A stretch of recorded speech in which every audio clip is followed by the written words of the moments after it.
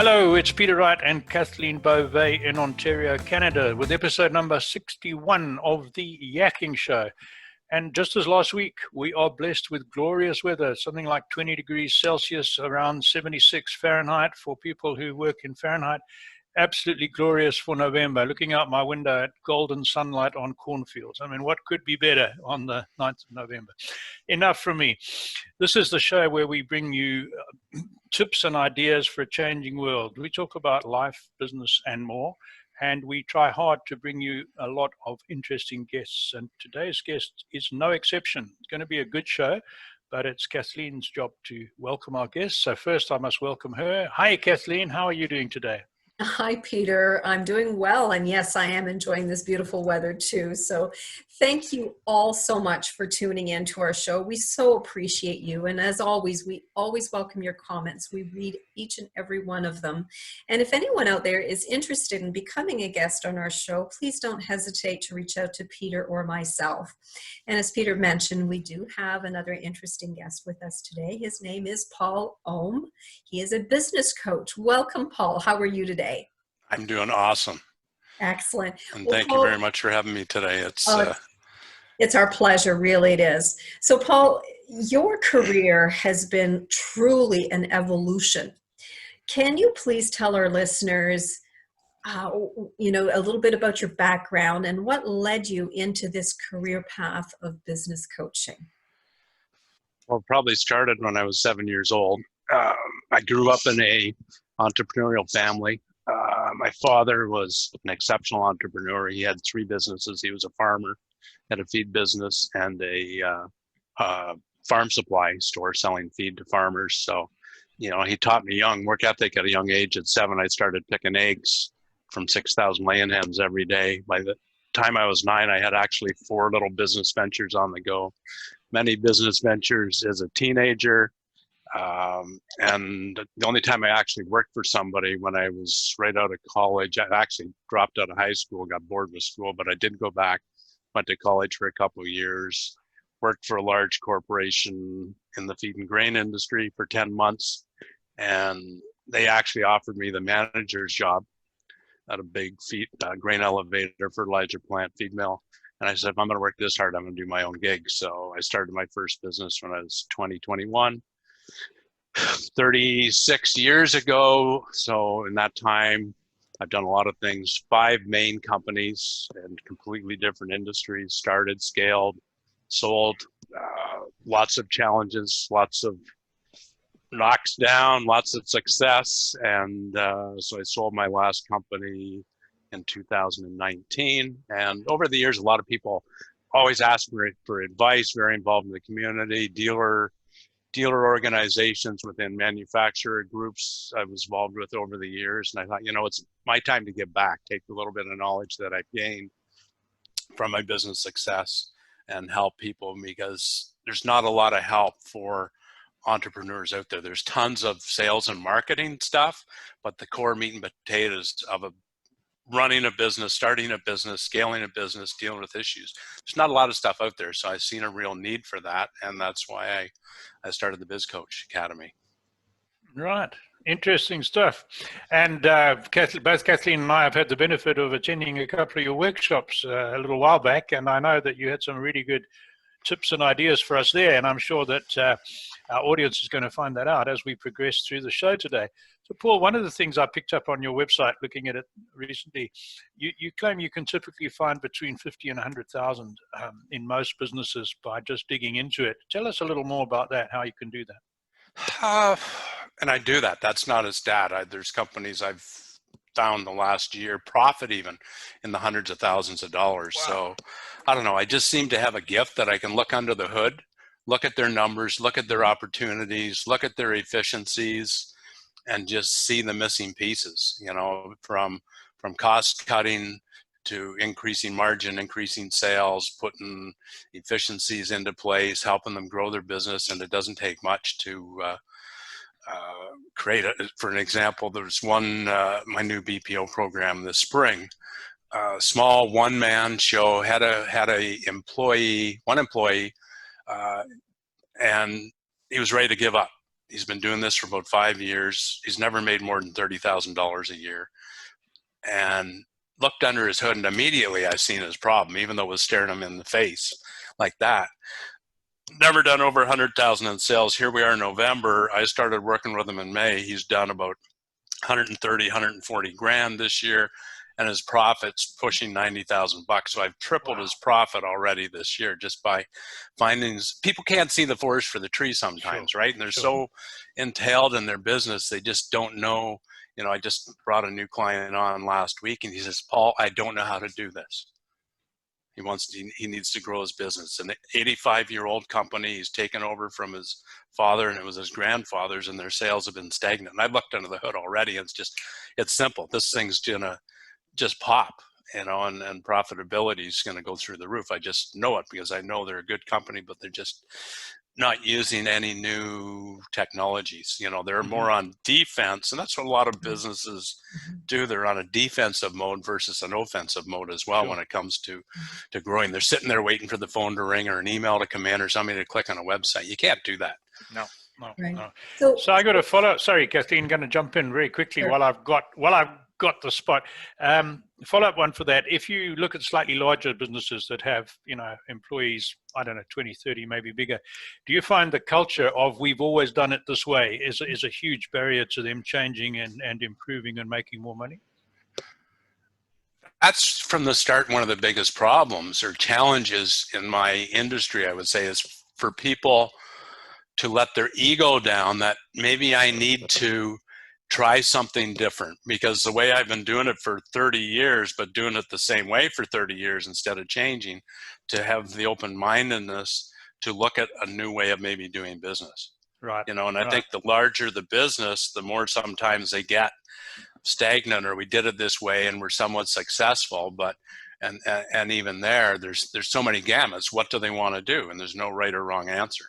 And a lot of things I'm finding, especially in more established businesses, people in their late 40s, 50s, they have no exit plan. And their business is not even in place to be able to be sold. Yeah. So, you know, it's, you know, is it profitability? Is it scalability? Is it efficiency? Is it losing employees? Is it, you know, this thing isn't set up that I can actually sell it? So there's all kinds of things that I look at to help. But ego is one of the biggest things for that. Yes, I could be open-minded and I could use some help, because maybe the way we're doing it now, there's a better way to possibly do this, right? All right. So over to you, Kathleen. So Paul, getting back to your example of the fellow who is only making $30,000 a year, and without giving, crossing any confidentiality boundaries. So I'm curious. So how does he go from making 30,000 to where he is right now? Was it technology? Was that what was the hang up here for preventing him from moving forward? Was that the main issue? Okay. Two things. Okay. Technology and pricing. He wasn't charging near enough for his service. Oh. And he had no way. He was trying to keep everything in his head, and he'd forget to bill things. People would call him to come for a quote, and he'd forget who called him, and they'd call him back 2 months later. He was this gentleman's an absolute artist at what he does, but didn't even have a book to write things down. So a simple app on the phone is called Jobber. I'll give them a plug here. I'm working with different clients in the contracting type business. And it's just simple technology. They can book a quote request. They can bill from there. So we've got them billing from there. So if he does his service, he goes in there, he actually creates the invoice right there, emails or texts to the people. They can actually pay it. We've got it linked to QuickBooks. I got him a bookkeeper, so we actually know now what he's making, where the sales are, what his accounts receivable are. Even there, he'd maybe bill things, and 2 months later, somebody didn't pay him, and he didn't even know who owed him what. Oh. So, it's the same old thing. It's back to the entrepreneur working in their business instead of on their business, right? And he's still working on it. And he doesn't want to grow this thing to have 10 crews and 50 employees. He just wants this 1-2-man show. And he said, if I could make $60,000 a year, I'd be so tickled pink. Well, I says, we can crank this thing to, with what you're doing, looking at the numbers, adjusting the price a little bit. And nobody's backed off from his service. He's he's going to make well over 100 grand a year and have a system that knows what he's doing. And it takes 2 seconds on his phone to create an invoice when he's done his job and text it or email to the person. Amazing. Amazing. But all too often when it comes to entrepreneurs, especially, where the hang up is time. So time management is a huge hindrance, I would think. And they always, I'm sure, how many times, Paul, can you say that somebody's come to you and said, hey, you know what, Paul, I just don't have time for this. They don't have time not to. And that's probably one of the biggest things with my one-on-one clients is I help them prioritize their time, what their goals are, what their issues are, what they need to fix. And we make a goal list for the week. You need to work on these 3 things instead of 10 things. Okay, we need to do these 1, 2, 3 things and make them prioritize it. And a little trick that I've done, I get people to put a sticker in their truck or on their computer what their time's worth. And for, say, every $100,000 they want to make a year in their business, at a 40-hour week, their time is worth $50 an hour. So if they want to make $500,000 in their business, their time is worth $250 an hour as the leader of the company. And so I remind them, what are you doing? Are you doing a $20 an hour job or are you doing a $250 an hour job? And that simple sticker on a computer, there's 2 or 3 it's changed how they work. I've had people hire a general manager because that wasn't their skill set, orchestrating the business. Their talent and seeing where their talent is more overseen a little bit, but customer acquisition, they're great with their customers, great on sales. So that particular person, it's almost a 20-person company, really good employee in that business, hired a general manager to look after the employees, schedule the work and all that. She's not stressed out about that anymore. We got billing efficiency. She's more customer acquisition now, and that business is just scaling like you wouldn't believe, more on the profitability side. So I have a follow-up question to that then. So that sounds viable for a business that is maybe in scale-up mode where, that the boss is doing things that they shouldn't be doing, that should be given to somebody else, and they can possibly hire somebody to do that. But what do you say to those businesses that are still in startup mode where, the person has to do everything themselves and they don't have those extra funds to kind of pass that off to somebody else? How do they work? How do they grow? Well, what comes first, the chicken or the egg? So it's back to, and there's no right or wrong answer, where do they want that business to go? It's a startup. Do they want it as a one-man show to make themselves a living? That's fine if that's the right answer. Or do they want to make it a $1 million or a $2 million or a $5 million company? That's not going to happen overnight. So it's back to prioritizing. So maybe they have to wear those 5 hats them first few months. Maybe they can contract out some services. Maybe they can use some technology to save some time. And they ease into it. And at what point, as cash flow comes, can they start adding people and at what stage, but doing it methodically? And that's the problem as companies grow, I find, is they don't understand their financial literacy. They don't understand cash flow. They don't understand a P&L, and they start growing and they start adding costs too quickly, and all of a sudden they run out of cash. And they don't know their break even on, okay, we're going to add a person, we're going to lease a piece of equipment, we're going to get a new office building, we're going to do this. What's the break even on adding that? What do we need to do to cash flow that and be profitable, and what benefits it's going to bring into the company as well? But it's back to, and that's the problem as well, especially in startups. They don't have a clear defined plan. What do they want this to be in a year, in 5 years, and then not a year? Then bring it down into, I'd like to work in quarters, and then what are the main priorities in that quarter? And they know that and what's their strength and weakness. And that's a lot of times I find on the time thing, they're spending 5 hours figuring out how to do something, but they could maybe hire somebody to do it that does it in a half an hour because that's their expertise. Right. And they can take that other 4.5 hours and go develop sales, because in a startup, you need sales. That's one of the most important things in sales. You can have the fanciest business plan, all the stuff written down, but if you don't have cash flow in sales and don't have enough capital, which is another problem with most startups, they're going to run out of cash. Right? So it's... Yeah. Very well. So where do you start when someone approaches you and says, I don't know why I'm not making any money and I'm working twice as many hours as when I was working for another boss and I'm just not making the money. Where do you start, Paul? I've actually developed a new program that I just officially launched. I just rebuilt my website in the last, it was launched 2 or 3 weeks ago or something like that. And I've actually created a program I call the Business Profit Optimizer. And what it is, it's basically a business medical. So I get under the hood. I have there's I think 117 questions on the questionnaire. So I get into their head, I get into their business, I look at what they have set up, what they don't have set up. I look at their financials, I tear them apart and find out what they want in this business, what's keeping them up at night, where do they want to see this thing, where they're at now, and then I formulate a plan. And then in those, they get a number of calls, and it's my job to prioritize the list with them. Okay, from my medical, it's like the blood test, the MRI, the X-ray, the ultrasound, and the CAT scan all together, right? Yeah. There's your prescription. This is step 1, 2, 3 in my perspective that you need to do. You have a number of calls. You go do this. I'm just coaching you, and we'll talk next week or on the next call. Did you do that? And make them accountable. So that's kind of my way of dating. So see if they like me, see if I like them, and for some companies that's all they need and away they go, and I can only take so many one-on-one clients, and then back to my boot camp that you guys seen.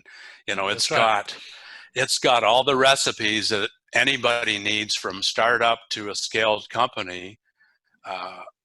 There's like 220, if you want to call it, business recipes in there. So if they're having problem with sales and marketing, or having trouble with financials, or keeping people, or technology, or efficiencies in their operations, they can go and there's recipes in there. So I kind of have self-help with that. It's an online course to do it at their own time. My medical, so back to seeing with my expertise what I see as the problem, the issues, the opportunities within the business, and it's up to them what they want to do. Right. And I think, as you said, we were on one of your very early boot camps and we got a lot of benefit out of that. So I'd recommend anyone who's starting out as an entrepreneur or small business, if you think you don't know enough about what you need to do, get hold of Paul and have a look at his stuff, because it's certainly good. I'm going to ask you another one on that. We heard you talk about profit and loss, and having been in the corporate world at break-even point, having been in the corporate world and having had my own business for many years, I'm quite familiar with that. But I'm amazed at how many business people don't know the concept of break-even, or have a completely misguided idea. They think, well, if I hit a certain level of sales, I know I've broken even. That's not necessarily the case. Would you like to tell our audience a little more about that idea of the break-even point? Well, they have to know. Like it's a simple thing, and I've created some really cool spreadsheets to plug their numbers in. So first of all, and it's a simple formula. Mm-hmm. So it's and you can take a month or a year. Okay, we did $100,000 in sales. We created 100 invoices. So we have our average order value is $1,000. Then you go and you have to look at what your margin is. A lot of people don't know the difference between markup and gross margin. Right. So I teach them that. So we're selling the widget for $1,000. Did we manufacture it? If we did, what are all our real costs to manufacture to figure out what our cost is? Are we buying the widget? So what did we sell that widget for? Are we taking a credit card? That's a variable cost. So look at all the variable costs with that widget to find out their true gross margin. Then I break it down, then I take their delivery cost if they have a delivery item. I did this for a new BPO client last week, has his own delivery truck, does his deliveries, had no idea what his cost was. It cost him $121 per delivery. He just about fell off his chair. He had no idea. He says, one of my recommendations, you need to start charging a small fee for your deliveries. It's bigger ticket items, and then I look at marketing, okay, with your marketing costs, what your marketing cost is per order, your cost of acquisition. It's a fixed cost, but it's a variable. Mm-hmm. And if you start hitting the mark, especially with digital today, that's how you know where you can scale, right? And then I look at their fixed costs. So you get their fixed cost per order, their marketing cost, their delivery cost, and their true gross margin, and it tells you how many widgets a day, a week, a month do we need to sell just to break even? Right.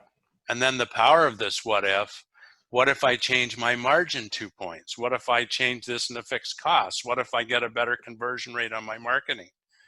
Then it shows the bottom line. So you can make really sound business decisions by knowing your numbers and then projecting out, especially if you're going to grow the business. Okay, we're going to lease a new facility.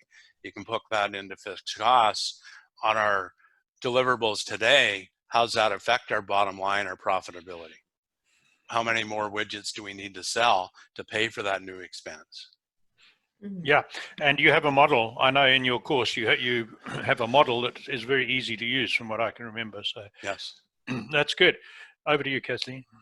So Paul, when you're working with someone, do they hire you as a consultant on a per hour basis, or is it a flat rate and they get so many hours of your help?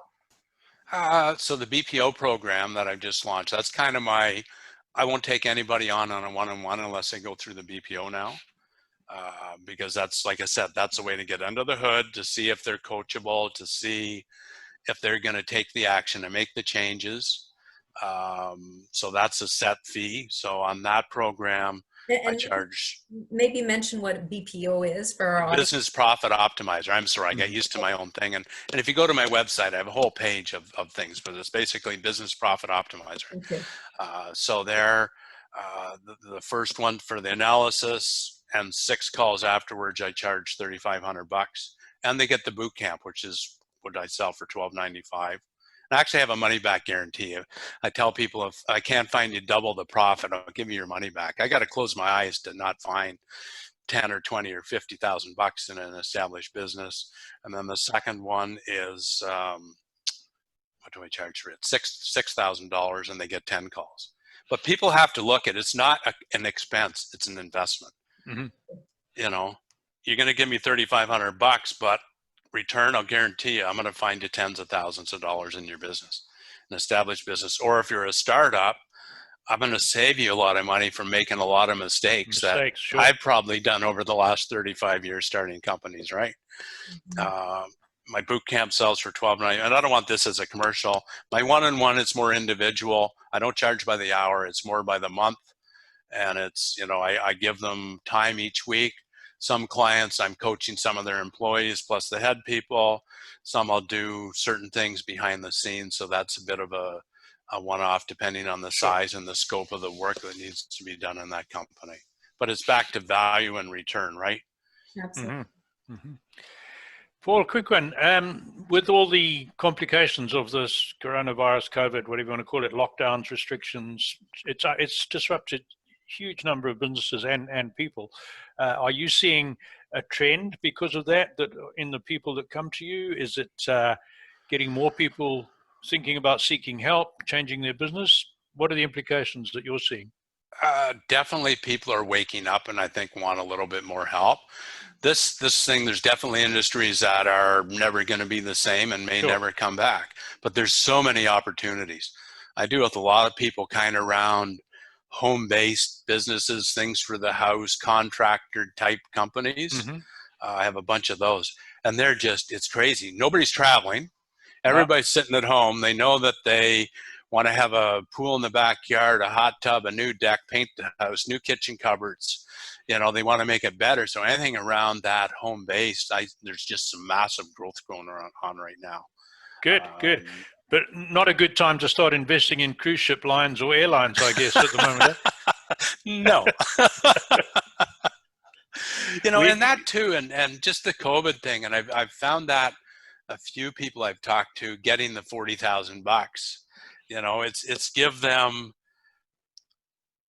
an extra breath of air, but they still haven't made no changes. And they're just they've either ate that cash up or eating that cash up. And you have to pivot. And you have to look at your business and how you deliver your product may be different. Maybe changing product is a little different.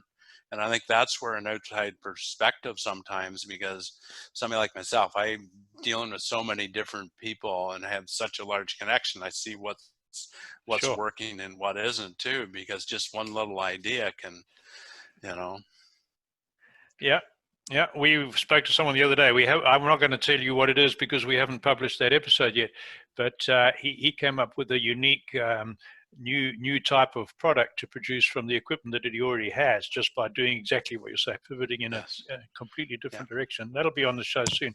So You got to think outside the box a little bit, right? absolutely, Yes. absolutely, and in a way, it's what Kathleen and I are doing. We were sitting in March and.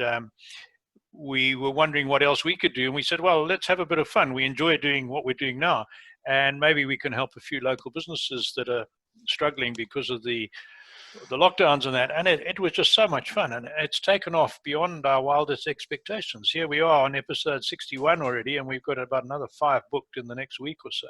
That's so awesome. And we're having fun, and people are saying it's getting them business. So we're really enjoying this. That's enough from me. I'm going to hand it back to Kathleen quickly. Just to comment on that, and that's what I do with my clients, is that I get them back to having a little bit of fun and enjoyment, and maybe get their passion back in their business. Because when they're stressed out and they're not making money, and one client 2 weeks ago, they went to automatic payroll deposit because in the past she never knew if she was going to have enough money to make payroll every 2 weeks. And some weeks she had to ask certain employees. She set that up because her cash flow from being tight to literally 6 figures sitting in the bank account now. Now we're having the discussions, what are we going to do with this cash? It just makes it fun. It makes them more passionate. They just want more and more and more, right? When you start flipping the switch a little bit, right? Yep. Yeah. I got to throw one in when you were talking about being happy in your passion. I sent it to Kathleen this morning. I don't think you've had time to look at it. An email I get, a newsletter I get from a brilliant advertising guy in Texas. And he said, is your business in the playground or is it in the battleground? If it's in the battleground, you're unlikely to be too happy. If it's in the playground, you're likely to be happy. And generally, people who get happy first become successful. Those who chase after success generally don't get happy. He put it better than that, but I thought, picking up from what you said, that's so important. Well, we are what we think about, right? Absolutely. And if we're thinking negative and there's negative things bombarding us all day long, it's tough. But all of a sudden things start getting better. We're thinking more positive. We bring that onto ourselves, and success seems to come more, and which creates more happiness within inside, right? So. Absolutely. So we're at the point now, I'm going to go back to Kathleen in a moment. I need to ask you, Paul, how can our audience, listeners and viewers, how can they contact you? Probably the easiest is my website, which is thebizcoachacademy.com. thebizcoachacademy.com. Right. I have a Facebook page into the same. We're just getting the LinkedIn business page going, and my personal LinkedIn, Paul Oehm, as well. So, but my website tells my story, shows my services. I probably have 12 or 14 testimonials on there now from clients I've worked with. So it's not BS for me. It's success stories from my clients and people I know. So that's proof in the pudding. And there's no BS. There's no hard sale. I'm not here to sell anybody. I'm here to help people. And it's up to them to take the lead, to want help. And if it's myself or some other business coach that's got the expertise out there, or mentor, people can't do it alone. And that's, there's a lot more than me out there, but to just ask for help, look for help, but that's where you can find me. Good. And we'll endorse that. Sorry, I just wanted to say, having experienced some of your stuff on workshops and that, and following your website and your newsletters that we were getting, we certainly can say to our audience that Paul has the ability to express complicated business stuff in a simple way that it's very easy to understand. And that's enough for me. I'm going to hand it back to Kathleen. I just very quickly, Paul, you do have an affiliate program. Do you want to tell our listeners a little about that? I did when I was using some other technology, but I don't have it right now. Mm-hmm. So I'll probably institute that again on the boot camp, because we just changed the whole platform, the website, and I'm not using that old technology that made it really simple.